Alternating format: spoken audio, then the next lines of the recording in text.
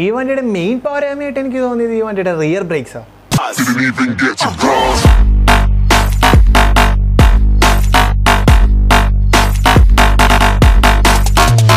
Hello guys, നമസ്കാരം and welcome to my YouTube channel. അപ്പോൾ ഞാൻ ഇന്നിവിടെ വന്നിരിക്കുന്നത് ഒരു യാത്രാ വിവരണത്തെ പറ്റി പറയാനും യാത്ര പോയതിനെക്കുറിച്ച് സംസാരിക്കാനൊന്നല്ല. ഞാൻ നമ്മുടെ ജാവ ഒന്ന് ഓടിച്ച് നോക്കി, ജാവ 42 ഒന്ന് ഓടിച്ച് നോക്കി.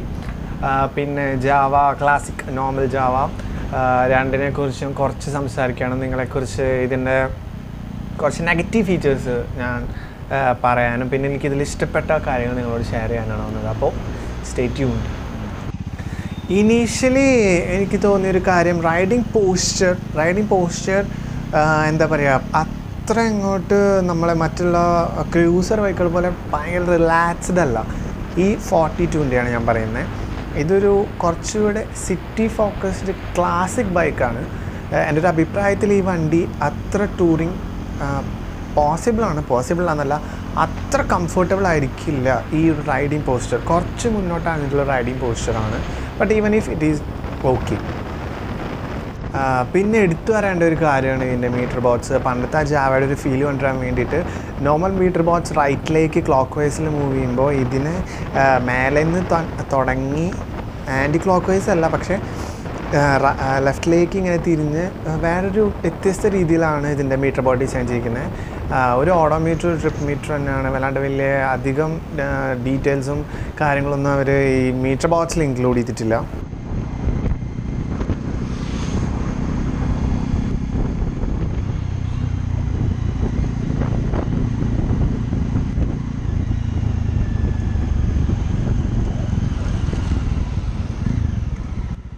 ഈ വണ്ടിയുടെ വൈബ്രേഷൻ വളരെ കുറവാണ്. ഫുഡ് പാക്സിലെ RPMൻ്റെ ഏറ്റവും അവസാനത്തേക്ക് എത്തുമ്പോൾ കുറച്ച് വൈബ്രേഷൻ എന്നല്ലാണ്ട് മറ്റൊരു രീതിയിലുള്ള വൈബ്രേഷനും ഈ വാഹനത്തിനില്ല.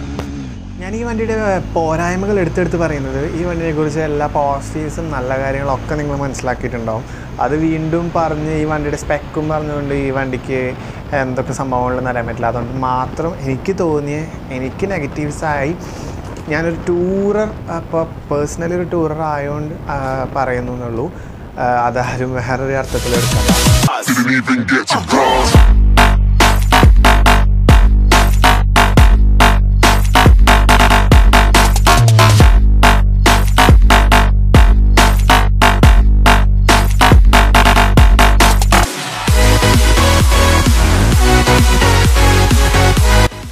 അപ്പോൾ സ്പെക്കിനെ കുറിച്ച് സംസാരിക്കുകയാണെങ്കിൽ സ്പെസിഫിക്കേഷൻ വൈസ് ഈ വണ്ടി വളരെ നല്ലതാണ്.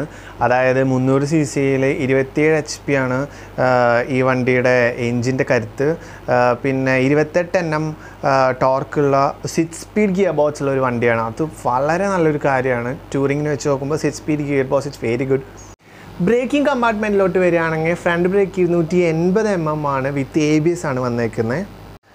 ഇതിൽ യൂസ് ചെയ്തിരിക്കുന്ന ഈ കാണുന്ന ഈ ബട്ടൺസൊക്കെ, അതായത് ഈ സ്വിച്ചസും ബട്ടൺസൊക്കെ വളരെ എന്താ പറയുക, നല്ല ക്വാളിറ്റി. വണ്ടിയുടെ fit and finish and quality അടിപൊളിയാണ്. ഇനിയിപ്പോൾ ഈ മീറ്ററിലേക്ക് വരികയാണെങ്കിൽ തന്നെ ഞാൻ നേരത്തെ പറഞ്ഞ പോലെ ഒരു ഫ്യൂൽ ഗേജ്, ന്യൂട്രലിനൊരു check light, ABS check light, പിന്നെ മീറ്റർ ബോക്സ് കണ്ടില്ലേ, ഓഡോമീറ്റർ, ഒരു ട്രിപ്പ് മീറ്ററിൻ്റെ ചെറിയ ഡിജിറ്റൽ പോർഷൻ, പിന്നെ ആകെ കൂടെ വന്നേക്കുന്നത് നമ്മുടെ ഇൻഡിക്കേറ്റർ. ഇത് മാത്രമാണ് മീറ്ററിലുള്ളത്. ഈ വണ്ടിയുടെ ഒരു ഫിറ്റ് ആൻഡ് ഫിനിഷ് ലുക്ക് ഉണ്ടല്ലോ, എൻ്റെ അമ്മ വേറെ ലെവലാണ്. കുറച്ച് അകലെ നോക്കുമ്പോൾ ഒരു ബോബറൊക്കെ ഫീൽ ചെയ്യുന്ന, ഒരു ട്രയംഫ് ബോബറിൻ്റെ ഒക്കെ ഒരു ഫീൽ ഉണ്ട് വണ്ടി. ഹെഡ്ലൈറ്റേഴ്സും ഇൻഡിക്കേറ്റേഴ്സും മൊത്തം ഹാലോജനാണ്. LED പാർട്സ് ഒന്നും ഈ വണ്ടിയിൽ യൂസ് ചെയ്തിട്ടില്ല. പിന്നെ ഈ വണ്ടിയുടെ ഓൺ ഓഫ് അല്ലെങ്കിൽ ഇഗ്നിഷൻ വരുന്നത് റൈറ്റിൽ തൈസിൻ്റെ അല്ലെങ്കിൽ ഫ്രണ്ടിലത്തെ മുട്ടിൻ്റെ ഭാഗത്തൊക്കെ ആയിട്ടാണ്. അത് കുറച്ച് ഡിഫറെൻ്റാണ്. ഒരു ക്ലാസിക് ഫീൽ കിട്ടാൻ വേണ്ടിയിട്ട് അവർ ചെയ്തേക്കുന്നതാണ്. അപ്പോൾ ഇതാണ് ബാക്കിൽ നിന്നുള്ള ലുക്ക്. 2 സൈലൻസേഴ്സ് വന്നിട്ടുണ്ട്. അതുകൊണ്ട് നമുക്കൊരു 2 സിലിണ്ടർ ഫീൽ എൻജിൻ്റെ ഔട്ടിൽ നിന്ന് 2 സൈലൻസർ വരുമ്പോൾ നമുക്ക് ഫീൽ ചെയ്യും. പക്ഷേ വണ്ടി സിംഗിൾ സിലിണ്ടറാണ്. ഈ വണ്ടി മൊത്തമായിട്ട് കംപ്ലീറ്റ്ലി അവർ ഡിസൈൻ ചെയ്തിരിക്കുന്നത് പണ്ടത്തെ ഓൾഡ് മോഡൽ ജാവ ഇറങ്ങിയിരുന്ന അതേ ആ ഒരു ഫീല് കിട്ടാൻ വേണ്ടി മാക്സിമം എല്ലാ പാർട്സും അതേപോലെ തന്നെ എടുത്ത് വെച്ച് പുതിയ എൻജിനോടെ അവർ ഇറക്കിയിരിക്കുകയാണ് ആക്ച്വലി ഉണ്ടായിരിക്കുന്നത്. അതുകൊണ്ടാണ് ബാക്കിൽ നിന്നുള്ള ഈ ലുക്കും വണ്ടിയുടെ ടോട്ടലി ലുക്കും ആ ഒരു പഴയ ഫീല് കിട്ടുന്നത്. അപ്പോൾ നമ്മൾ ആദ്യം പറഞ്ഞ കാര്യത്തിലേക്ക് നൈസായിട്ടൊന്ന് വരാം. ഈ വണ്ടിയുടെ റിയർ ബ്രേക്ക് വരുന്നത് ഡ്രമ്മാണ്. ഇപ്പോൾ ഒരു പരിധി വരെ 1,20,000-30,000 രൂപയ്ക്ക് മേലെ വരുന്ന എല്ലാ വണ്ടികളും ഡിസ്ക് ബ്രേക്കാണ് റിയർ വരുന്നത്. പക്ഷേ ഈ വണ്ടിക്ക് ഇപ്പോഴും ഡ്രമ്മാണ് റിയർ വരുന്നത്. അത് കുറച്ച് മോശമായ ബ്രേക്കിംഗ് ആണ്. പക്ഷേ ഏകദേശം ജൂലൈ പകുതിയോട് കൂടിയിട്ട് ഇവരെ റിയർ ABS ഓപ്ഷണൽ വേർഷൻ ഇറങ്ങും തന്നെയാണ് പറയുന്നത്. മറ്റൊരു പോരായ്മ ഈ വണ്ടിയുടെ ടയേഴ്സാണ്. ഈ വണ്ടി ഇപ്പോഴും ട്യൂബ് ടയേഴ്സായിട്ടാണ് വരുന്നത്, ട്യൂബ്ലെസ് അല്ല. അപ്പോൾ എല്ലാവരുടെയും ഡൗട്ട് ഈ വണ്ടിക്ക് പഴയ ആ 2-stroke ജാവയുടെ സെയിം സൗണ്ട് തന്നെ ആണോ അതോ പുതിയ സൗണ്ട് നല്ലതാണോ? അപ്പോൾ ഇതൊന്ന് കേട്ട് നോക്ക്. സൗണ്ട് കുഴപ്പമില്ലാത്തൊരു സൗണ്ട് തന്നെയാണ്.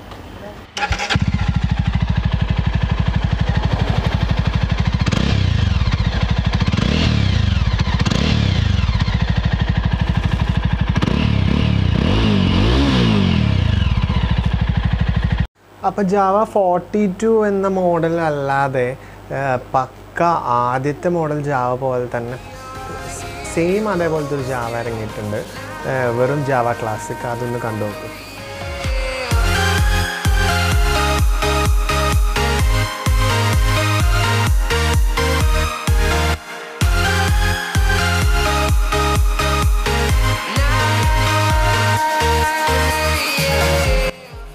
വണ്ടിക്ക് അത്യാവശ്യം നല്ല ഇനീഷ്യൽ പവർ ഉള്ളതുകൊണ്ട് തന്നെ റിയർ സീറ്റിൽ, അതായത് ബാക്കിലിരിക്കുന്ന ആൾക്ക് കുറച്ച് പിന്നിലേക്ക് പോകുന്നുണ്ട്. അത് ബാക്കിൽ ഒരു റെസ്റ്റും ഇല്ല, ഗ്രാബ് റെയിൽസ് ഒന്നുമില്ല. അതുകൊണ്ട് ഒരു ചെറിയൊരു പ്രോബ്ലം ഉണ്ട്. എന്തായാലും ഈ പ്രശ്നങ്ങളൊക്കെ അവർ സെറ്റാക്കി ആഫ്റ്റർ മാർക്കറ്റായിട്ട് കുറച്ച് പാർട്സൊക്കെ ആഡ് ചെയ്ത് കുറച്ചുകൂടി കുഷനായി സീറ്റൊക്കെ ആഡ് ചെയ്ത് കുറച്ചുകൂടി കംഫർട്ടബിളായിട്ട് ഈ വണ്ടി ജൂലൈയോടെ ഒന്നുകൂടെ ഇറങ്ങും. അപ്പോൾ എടുക്കാൻ പോകുന്നവർ നൈസായിട്ടൊന്ന് വെയിറ്റ് ചെയ്ത് കഴിഞ്ഞാൽ കുറച്ചുകൂടി നല്ല മോഡൽസ് വിത്ത് ABS ബ്രേക്കിംഗ് കിട്ടും. That's all about this vehicle.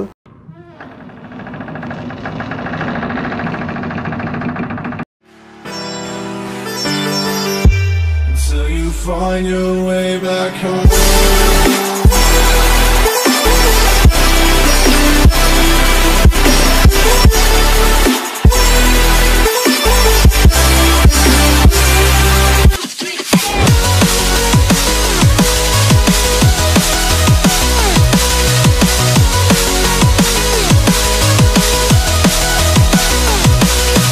അപ്പോൾ ഇത്രയൊക്കെയാണ് എനിക്ക് ഈ വണ്ടീനെ കുറിച്ച് നിങ്ങളുടെ അടുത്ത് ഷെയർ ചെയ്യാനുള്ളത്. അപ്പോൾ ഈ വീഡിയോ ഇഷ്ടപ്പെട്ടാൽ പ്ലീസ് ലൈക്ക്, ഷെയർ, സബ്സ്ക്രൈബ്.